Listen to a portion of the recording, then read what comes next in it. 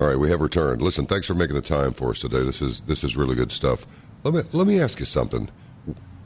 Are we on any kind of what you might call friendly terms with the Chinese, or are we just not at war with them or threatening each other with nuclear weapons? Because they're always hacking us, and they hack into the DoD, they hack into the Pentagon, they hack into all kinds of stuff. Are these criminals doing this, or is this a government-sanctioned criminal incursion? Well, in the first part, I would say from a people perspective, from the Chinese people, they actually really like Americans. They like America. They like kind of the culture. There's a lot of goodwill there. From the government standpoint, obviously they're very suspicious of the American government. On the hacking front, I mean, these things go both ways. It turned out with the Snowden revelations that, the amount of NSA control that they had in China shocked the Beijing government, and they have put in all kinds of drastic plans since that time. They're kicking Cisco out. They're basically put in a rule if you're buying any foreign equipment, you should not be buying it. And, you mentioned earlier the Windows are going to get rid of Windows year by year until it's gone. They're putting in a new high-speed, secure cable from Shanghai to Beijing. So although there was, in the Western media and American media, a lot of press about hacking, yeah, we are getting hacked. Chinese government has teams of hackers that go after sensitive information, but it really runs both ways. The NSA really founded this cyber warfare. Perfect. Well, so why are they dumping Windows? There was a mention of it felt like the whole. First of all, I got a question that's been dogging me for a long time. Is Windows a program or is it an operating system? People keep referring to it as an operating system, but to me it looks like a program. So what is it, Sander? Windows is just a computer language code. So you have Windows, which holds over 90% of the market share of client consumer PC systems, as well as small to large grade server infrastructure. So it's just a proprietary computer code. So it's like the same thing with Macintosh, how you have multiple generations building it out as the mathematics are more efficiently tied in during the development process. But I mean, Windows and Macintosh and Linux and all these things, what they are, it's like you're putting clay onto a spinning wheel that is the Unix code. So you have the GNU code that was written by Richard Stallman in the late 70s and the early 80s. And what he did is that he teamed up with the guys from Finland that basically took their own proprietary cover sheet of code and put it onto the GNU syntax from Richard Stallman. And what it is that the Chinese, since they want to be dominant, since they want to keep out all of this Western interference that Iran is going through, that the Russian Federation is going through, that Serbia is still going through, just as some more frequently known examples, China wants to code its own language that can be used for its server infrastructure and that can also be used for its client system. So a client system is the actual computer that you're working on, which is integrated to a server. So if those of your listeners that have worked in an office, they would know that oftentimes they have a company computer at their desk or a computer that they take home that might be running like, a Juniper system or one of the IBM server language client systems. And, obviously the most common operating systems out there are going to get the most attention from those that want to get into them. So, I mean, there's a misconception about the word hacking. just like the word anarchy. I mean, like the modern social definitions of those things is not actually what's in the dictionary, if you get what I'm saying. Yeah. Like things are manipulated and twisted for propaganda purposes. So yeah, Windows is an extremely powerful operating system. Windows can do everything, and one of the big reasons why Windows is still used in the consumer platform for your laptop at home or your desktop at home is for computer games, because almost every single computer game that's worth anything that makes a large multi-billion-dollar profit is going to run on Windows. But as far as server capacity, corporations and governments, since they've used Windows for so long, I mean, that's where all of these DDoS attacks are coming from, all these botnet attacks. Like you look at Stuxnet, which was a cyber weapon created by the NSA, the CIA, and some other help from the Israeli Mossad. And I mean, obviously, then there's a lot of subterfuge because there's so much compartmentalization within the intelligence community that nobody really knows who's making these viruses and what agencies they're coming from. So China wants to get on the Linux bandwagon.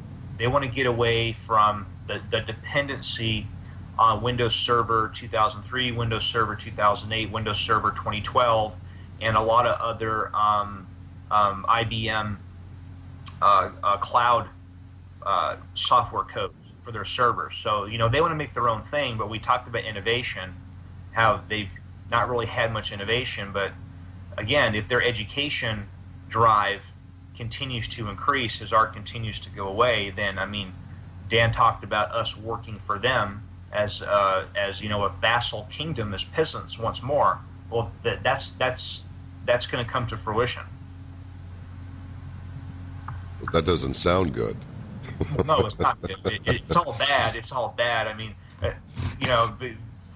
people can have long, detailed, thought-provoking conversations, but when all comes down to it, I mean, we're all still savages that are just trying to survive, and those that are the most ruthless, they're definitely going to survive. And China's smart. China's not willing to physically attack another nation or another nation's materials. They want to do it through proxies. Okay, so there's a discussion right now in Namibia down in southern Africa of building a large naval port that would be used by the Chinese. They're going to build a naval port in Namibia? Yeah, that's one of the reports this last week that came out of their local news. And there's some Western defense magazines that have sent reporters to South Africa as a stopover to kind of figure out if that's the case, because Denel Corporation in South Africa, which is in the top 10 arms manufacturers of the world, I mean, that would be something that they would be extremely interested in working with, because South Africa is a member of the BRICS nations. So, I mean, they're pushing back against the West. But Dan can tell you a lot about the new Asian bank that China is setting up with their alliance.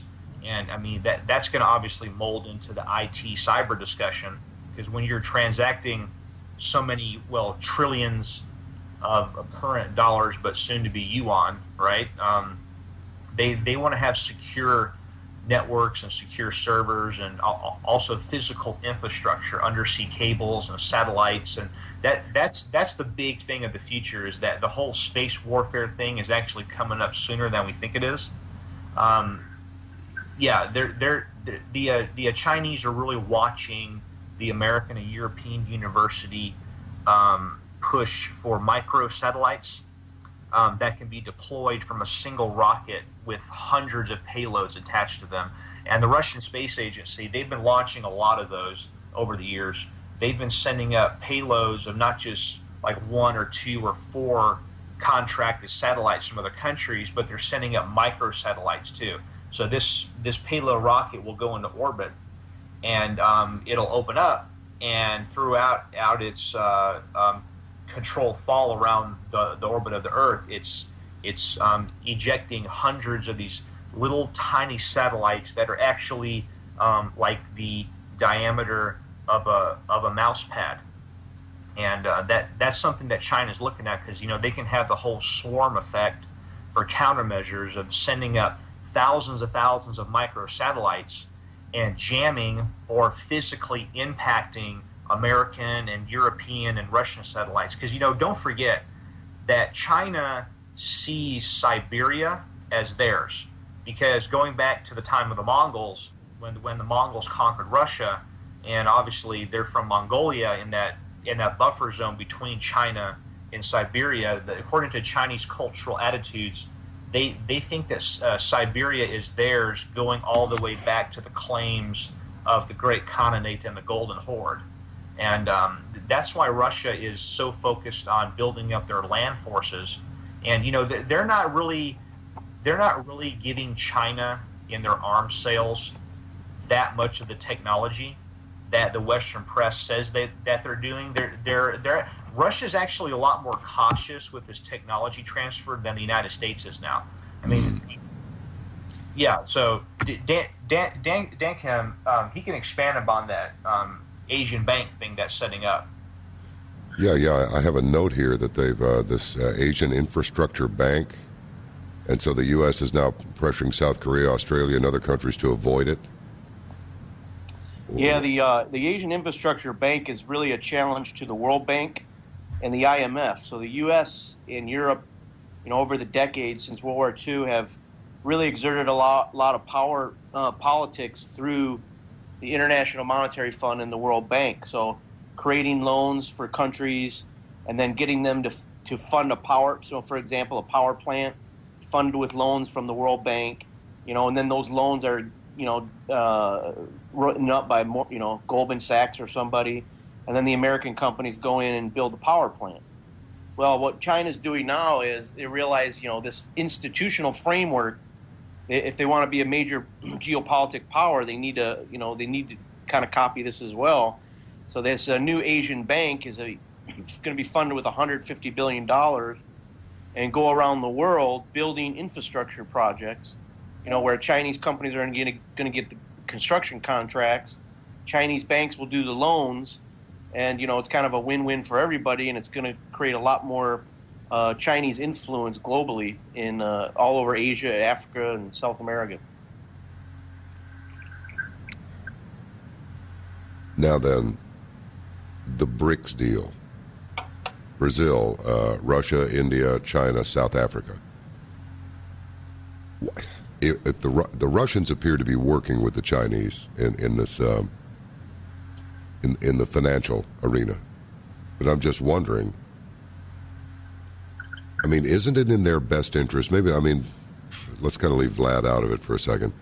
But isn't America's financial health in China's better interests than the United States being in poor financial health?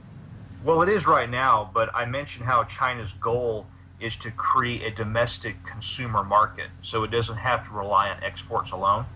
So they're just buying their time right now until that's a possibility. And then what? Well, in other words, what's the nightmare scenario? How? Well, they're just waiting for the West to die.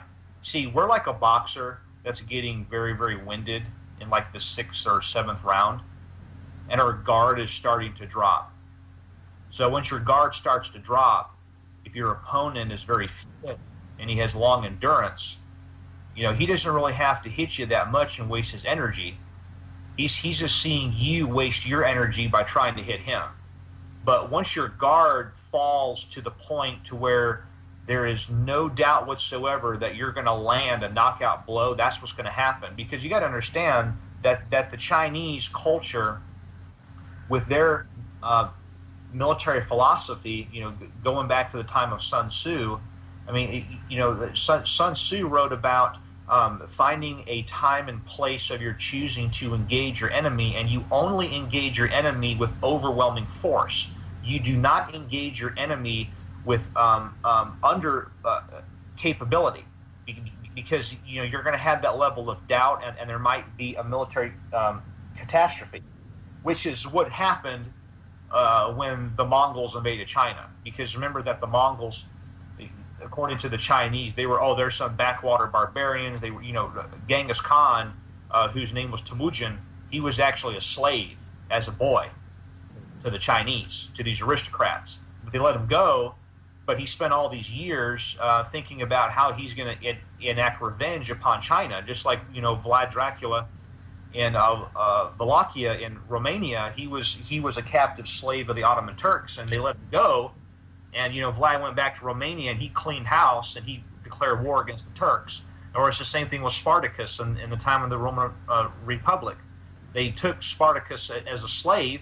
They killed his wife, and they were stupid enough to give this guy like the best combat training as a Roman gladiator in the world. And he just was waiting patiently until he saw that there was enough of his fellow gladiators that were disillusioned to kill their master and then declare war on the Roman Republic and just ravage Italy. So that's what's happening with China. They're just very, very cautious and patient. They're waiting for us to drop our guard, and that has to do with the finances. Because you can have all the nuclear weapons and aircraft carriers you want in the world. I know a lot about that because I was in the Marines, and I work in the aviation sector on combat aircraft, and I understand our capability. What our jets can do, what our subs can do, what our satellite intelligence gathering capability is. But I mean, there's just no will to use it, John. We can have all these things, but I mean, if we're financially broke and we're totally demoralized and we don't